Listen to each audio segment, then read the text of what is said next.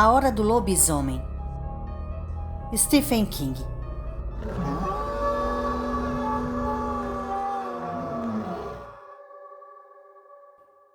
Julho. Cancelaram o 4 de julho. Marty Kozlow ganha pouquíssima solidariedade das pessoas mais próximas quando conta isso. Talvez seja porque elas não entendem a profundidade de sua dor. Não seja bobo, diz sua mãe bruscamente. Ela é brusca com ele com frequência. E quando tem que racionalizar essa brusquidão para si mesma, ela diz que não vai mimar o garoto só porque ele é deficiente, porque o filho vai passar a vida em uma cadeira de rodas. Espere o ano que vem, diz o pai, dando um tapinha nas costas dele. Vai ser bem melhor, muito melhor. Você vai ver, amigão. Ei! Herman Kozlow é o professor de educação física da escola primária de Tarkes Mills e quase sempre fala com o filho com que o Marty entende com a voz de amigão do pai. Ele também diz ei com frequência. A verdade é que Marty deixa Herman Kozlow um pouco nervoso. Herman vive em um mundo de crianças violentamente ativas. Crianças que correm, jogam bola, nadam em competições. E no meio da organização disso tudo, ele às vezes olhava e via Marty por perto, na cadeira de rodas, observando. O filho deixava Herman nervoso. E, quando ele ficava nervoso, falava na voz alta de amigão e dizia ei, ou carambolas, e chamava Marty de seu amigão. Ahá, então você finalmente não vai ter sua vontade feita. Diz sua irmã mais velha quando ele tenta contar para ela como esperou com ansiedade por essa noite. Como espera com ansiedade todos os anos. As flores de luz no céu acima do centro comunitário, os estalos coloridos e iluminados seguidos dos sons que ecoam entre as colinas baixas que cercam a cidade. Kate tem 13 anos e Marty 10, e ela tem plena convicção de que todo mundo ama Marty só porque ele não pode andar. Ela fica satisfeita de os fogos terem sido cancelados. Até mesmo o vovô Kozlow, com que se podia contar de ser solidário, não ficou impressionado. Ninguém está cancelando o 4 de julho, garoto, disse ele com um sotaque eslavo carregado. Vovô estava sentado na varanda e Marty saiu pela porta na cadeira de rodas motorizada para falar com ele. O vovô Kozlow observou a inclinação do gramado na direção da floresta, com um copo de schnapps na mão. Isso aconteceu no dia 2 de julho. 2 dias antes. Só os fogos foram cancelados. E você sabe por quê. Marty sabia. O assassino. Era por isso. Os jornais agora o estavam chamando de assassino da lua cheia. Mas Marty ouviu muitos sussurros na escola antes do começo das férias de verão. Muitas crianças estavam dizendo que o assassino da lua cheia não era um homem de verdade, mas uma espécie de criatura sobrenatural. Um lobisomem, talvez. Marty não acreditava nisso. Lobisomens eram coisas de filme de terror, mas achava que podia haver um maluco por aí que só sentia vontade de matar na lua cheia. Os fogos foram cancelados por causa do toque de recolher ridículo. Em janeiro, sentado na cadeira de rodas perto da porta da varanda e olhando para fora, vendo o vento soprar véus amargos de neve pela terra congelada, ou de pé ao lado da porta da frente, rígido como uma estátua com as órteses nas pernas, vendo as outras crianças puxarem seus trenós para a colina Wright, só pensar nos fogos já fazia diferença. Pensar nas noites quentes de verão, em uma Coca-Cola gelada, em rosas de fogo florescendo na escuridão, em cataventos, em uma bandeira americana feita de rojões. Mas agora cancelaram os fogos. E, independentemente do que as pessoas digam, Marty sente que é o 4 de julho em si, o seu 4 de julho que condenaram à morte. Só seu tio Al, que chegou na cidade no final da manhã para comer o tradicional salmão com ervilhas frescas com a família, entendeu. Ele ouviu com atenção, de pé na varanda com a sunga ainda pingando. Os outros estavam nadando e rindo na nova piscina do outro lado da casa dos Kozlows, depois do almoço. Marty terminou de falar e olhou para tio Al com ansiedade. Entende o que eu quero dizer? Percebe? Não tem nada a ver com ser aleijado, como Kate diz, nem com misturar os fogos com os Estados Unidos, como vovô acha. Não é certo você esperar tanto uma coisa. Não é certo o Victor Bow e um conselho municipal idiota acabarem com tudo. Principalmente quando é uma coisa do que você precisa muito. Entende? Houve uma longa e agonizante pausa enquanto o tio Al pensava na pergunta de Marty. Tempo suficiente para Marty ouvir o barulho do trampolim no lado fundo da piscina, seguido do grito alto do pai. Que lindo, Kate! Ei, ei, que lindo! Tio Al disse baixinho. Claro que entendo. E tem uma coisa para você, eu acho. Talvez você possa fazer seu próprio 4 de julho. Meu próprio 4 de julho? O que você quer dizer? Vamos até meu carro, Marty. Tem uma coisa. Bem, vou mostrar. E ele saiu andando pelo caminho de concreto que contornava a casa antes que Marty pudesse perguntar o que ele queria dizer. Sua cadeira de rodas zumbiu pelo caminho até a entrada de carros, para longe dos sons da piscina. Ruído de água, gritos e gargalhadas, o barulho do trampolim. Para longe da voz alta de amigão do pai. O som da cadeira de rodas era um zumbido baixo e regular que Marty mal ouvia. Toda a sua vida, aquele som, o estalo das órteses, foram a música dos seus movimentos. O carro do tio Al era um Mercedes conversível rebaixado. Marty sabia que seus pais reprovavam. Uma armadilha de $28.000. Sua mãe chamou uma vez, estalando a língua. Mas Marty adorava. Uma vez, tio Al o levou para passear em algumas estradas menores que atravessavam Darkes Mills. E dirigiu rápido, a 120, talvez 130 quilômetros por hora. Ele não quis dizer para Marty a velocidade em que estavam seguindo. Se você não souber, não vai sentir medo, dissera ele. Mas Marty não sentiu medo.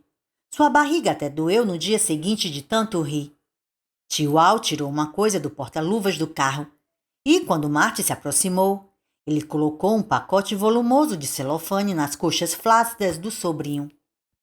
Aqui está, garoto, disse ele. Feliz 4 de julho. A primeira coisa que Marty viu foram os caracteres chineses exóticos no rótulo do pacote. Depois, viu o que tinha dentro, e seu coração pareceu se apertar no peito. O pacote de celofane estava cheio de fogos de artifício. Os que parecem pirâmides são chuviscos, disse tio Al. Marty, perplexo de alegria, moveu os lábios para falar, mas não saiu nada.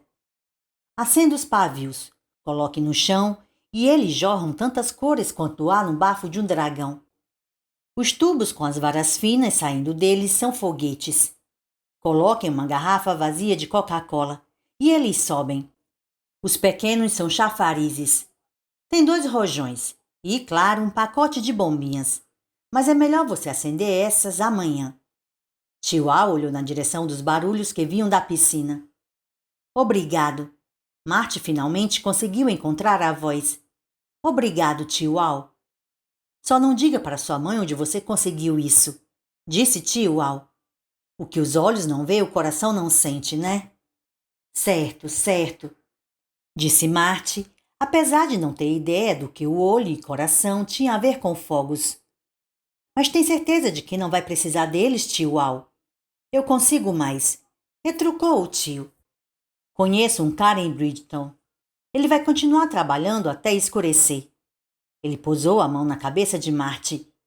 Faça seu 4 de julho depois que todo mundo for para a cama. Não acenda nenhum dos que fazem barulho, para não acordar todo mundo. E pelo amor de Deus, não exploda sua mão, senão minha irmã nunca mais vai falar comigo. E tio Al riu, entrou no carro e ligou o motor.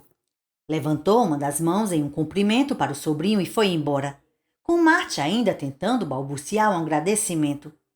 Ele ficou sentado ali por um momento, olhando para onde o tio foi, engolindo em seco para não chorar. Em seguida, guardou o pacote de fogos na camisa e voltou para a casa, para o quarto. Na cabeça, já estava esperando que a noite chegasse e todos fossem dormir. Ele é o primeiro a ir para a cama naquela noite. A mãe vai dar um beijo de boa noite, bruscamente sem olhar para as pernas que parecem varetas embaixo do lençol. Você está bem, Marty? Estou, mãe. Ela faz uma pausa, como se fosse dizer mais alguma coisa. Depois balança a cabeça de leve e sai. A irmã Kate entra. Ela não o beija. Só inclina a cabeça para perto do pescoço dele, para ele poder sentir o cheiro de cloro e ela poder sussurrar. Está vendo? Nem sempre você consegue o que quer só porque é aleijado. Você vai ficar surpresa com o que eu consigo, disse ele baixinho. E ela o olha por um momento com desconfiança antes de sair. O pai entra por último e se senta na lateral da cama de Marty. Fala com a voz alta de amigão. Tudo bem, amigão? Você vai dormir cedo, muito cedo. Só estou meio cansado, pai. Tudo bem. Ele bate em uma das pernas magras de Marty com a mão grande. Faz uma careta inconsciente e se levanta com pressa. Sinto muito pelos fogos, mas espere só ano que vem. Ei, caramba! Marty dá um pequeno sorriso secreto. E assim, ele começa a esperar o resto da casa ir dormir. Demora bastante. A TV continua ligada lá na sala. As risadas enlatadas aumentadas pelas risadas agudas de Kate. A privada do quarto do vovô faz um estrondo e barulho de água. A mãe conversa ao telefone. Deseja a alguém um feliz 4 de julho. Diz que sim, foi uma pena o show de fogos ser cancelado. Mas ela acha que, considerando as circunstâncias, todo mundo entendia o porquê tinha que ser assim. Sim, Marty ficou decepcionado. Uma vez, perto do final da conversa, ela ri, e quando não ri, não soa nem um pouco brusca. Ela quase nunca ri perto de Marty. De vez em quando, conforme as 7:30 foram passando para as 8 e para as 9 horas, a mão vai para baixo do travesseiro para ter certeza de que o pacote de celofane com os fogos ainda está lá. Por volta das 9:30 da noite, quando a lua fica alta o bastante para espiar pela janela dele e inundar seu quarto com a luz prateada, a casa finalmente começa a adormecer. A TV é desligada. Kate vai para a cama, protestando que as amigas podem ficar acordadas até tarde no verão. Depois que ela vai dormir, os pais de Marty se sentam na sala por um tempo, conversando em murmúrios. E talvez ele tenha dormido, porque quando toca em seguida no maravilhoso pacote de fogos, percebe que a casa está totalmente parada e a lua ficou ainda mais iluminado bastante para fazer sombra. Ele pega o pacote junto com a caixa de fósforos que encontrou mais cedo. Coloca a camisa do pijama para dentro da calça, coloca o pacote e o fósforo dentro da camisa e se prepara para levantar da cama. Isso é uma operação para Marty, mas não dolorosa, como as pessoas às vezes parecem pensar. Ele não sente nada nas pernas, então não pode sentir dor. Ele segura a cabeceira da cama, se levanta para uma posição sentada e puxa uma perna depois a outra pela beirada da cama. E faz isso com uma das mãos, usando a outra para segurar o corrimão que começa a cama e percorre todo o quarto. Uma vez ele tentou mover as pernas com as duas mãos e deu uma cambalhota impotente pelo chão. O barulho fez todo mundo ir para lá correndo. Seu exibido idiota! Sussurrou Kate com raiva no ouvido dele depois que Marty foi colocado na cadeira, ainda meio abalado, mas rindo loucamente apesar do inchaço em uma têmpora e do lábio cortado. Quer se matar, é? E saiu correndo do quarto chorando. Sentado na beirada da cama, ele limpa as mãos na parte da frente da camisa para ter certeza de que estão secas e não vão escorregar. Usa o corrimão para ir lentamente até a cadeira de rodas. Suas pernas inúteis de espantalho, tanto peso morto, se arrastam atrás dele. O luar está forte o bastante para lançar sua sombra, forte e seca, no piso à frente. A cadeira de rodas está com o freio acionado, e Marty se senta nela com facilidade e confiança. Pausa por um momento, recuperando o fôlego, ouvindo o silêncio da casa. Não acenda nenhum dos que fazem barulho hoje, disse tio Al. E, ao prestar atenção ao silêncio, Marty sabe que é o certo. Ele vai fazer esse 4 de julho sozinho e vai guardar só para si, e ninguém vai saber. Pelo menos até amanhã, quando todo mundo vir os restos pretos dos chuviscos e dos chafarizes na varanda. Mas aí não vai ter mais importância. Tantas cores quanto há no bafo de um dragão. Tio Al disse. Mas Marty acha que não há lei que proíba um dragão de soltar seu bafo em silêncio. Ele solta o freio da cadeira e a liga. O pequeno olho âmbar, o que diz que a bateria está carregada, surge na escuridão. Marty aperta virar para a direita. A cadeira gira para a direita. Ei, ei! Quando está virada para a porta da varanda, ele aperta para a frente. A cadeira rola para a frente, zumbindo baixinho. Marty abre o trinco das duas portas, aperta para a frente de novo e sai. Abre o maravilhoso pacote de fogos e faz uma pausa breve, cativado pela noite de verão. O criquilá sonolento dos grilos, a brisa baixa e aromática que mal mexe as folhas nas árvores na margem da floresta, o brilho quase sobrenatural da lua. Ele não consegue esperar mais. Pega uma cobrinha, acende um fósforo, acende o pavio e assiste em silêncio hipnotizado a cobrinha cuspir fogo verde azulado e crescer magicamente, se contorcendo e soltando o fogo do rabo. O 4 de julho, pensa ele, com os olhos brilhando. O 4 de julho. Feliz 4 de julho para mim. A chama intensa da cobra vai diminuindo. Pisca e se apaga. Marty acende um dos chuviscos triangulares e vê jorrar fogo tão amarelo quanto a camisa de golfe da sorte do pai. Antes daquele se apagar, ele acende um segundo, que dispara a luz tão vermelha quanto as rosas que crescem ao lado da cerca branca da nova piscina. Agora, um cheiro maravilhoso de pólvora queimada enche a noite, para o vento espalhar e levar lentamente para longe. Em seguida, a mão tateando puxa o pacote achatado de bombinhas e o abre antes de se dar conta de que acendê-las seria uma verdadeira calamidade. O rugido saltitante e estalante de metralhadora despertaria o bairro todo em fogo. Inundação, alarme, incursão.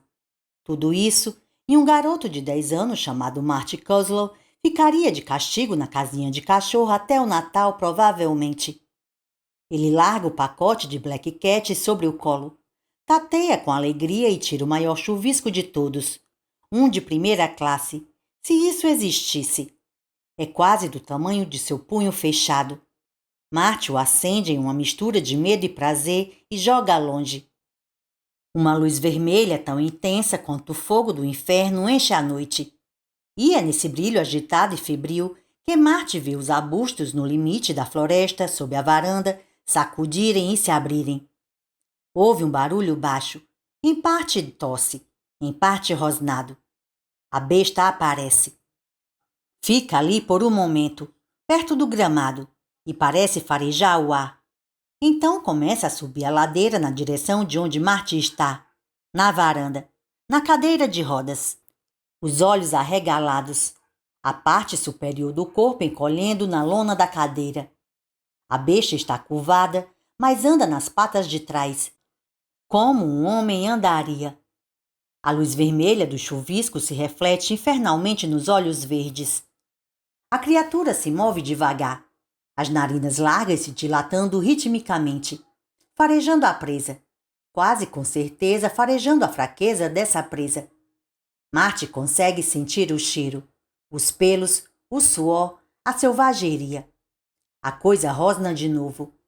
O lábio superior grosso, da cor de fígado, se repuxa e mostra as presas. A pelagem está pintada de um vermelho prateado fosco. Está se aproximando do garoto. As mãos com garras, tão parecidas e tão diferentes de mãos humanas, se esticando para a garganta de Marty, quando o garoto se lembra do pacote de bombinhas. Sem nem perceber direito o que faz, ele acende um fósforo e encosta no pavio principal. O pavio cospe uma linha quente de fagulhas vermelhas que queimam os pelos finos das costas de sua mão. O lobisomem, momentaneamente desequilibrado, recua, soltando um grunhido questionador que, com as mãos, é quase humano. Marty joga o pacote de bombinhas na cara dele. Elas explodem em um estrondoso show de luz e som, A besta dá um grito rugido de dor e fúria. Cambaleia para trás, batendo com as mãos nas explosões que tatuam faíscas de fogo e pólvora na sua cara. Marty vê um dos olhos verdes se apagar como lanternas quando 4 bombinhas explodem ao mesmo tempo como capô. Trovejante e terrível na lateral do focinho da besta. Agora, os gritos são de pura agonia. Ele bate no rosto gritando. E quando as primeiras luzes se acendem na casa dos Kozlov, a criatura se vira e sai correndo pelo gramado na direção do bosque, deixando para trás só o cheiro de pelo queimado e os primeiros gritos assustados e perplexos da casa. O que era aquilo? A voz da mãe, não parecendo nem um pouco brusca. Quem está aí, caramba? O pai não parecendo muito um amigão. Marty? Kate, a voz trêmula, não parecendo nem um pouco cruel. Marty, você está bem? Vovô Kozlov dorme o tempo todo. Marty se recosta na cadeira de rodas enquanto um chuvisco vermelho enorme se extingue. A luz está agora com um rosa suave e lindo de um amanhecer. Ele está chocado demais para chorar. Mas o choque não é uma emoção totalmente ruim. Embora no dia seguinte, os pais decidam prepará-lo para visitar tio Jim e tia Ida em Stowe, Vermont, onde ele vai ficar até o fim das férias de verão. A polícia concorda. Acham que o assassino da lua cheia pode tentar atacar Marty novamente para silenciá-lo. Marty sente apenas júbilo. É mais forte que o choque. Ele olhou para a cara terrível da besta e sobreviveu. Sente também uma alegria simples e infantil, uma alegria silenciosa que depois ele nunca vai conseguir explicar para ninguém, nem mesmo para tio Al, que talvez pudesse entender. Ele sente essa alegria porque viu os fogos, no fim das contas. E enquanto os pais pensavam e se perguntavam sobre a saúde mental do filho, e se ele ficaria traumatizado por causa daquela experiência, Marty Kozlov passou a acreditar, no fundo do seu coração, que aquele foi o melhor 4 de julho de todos.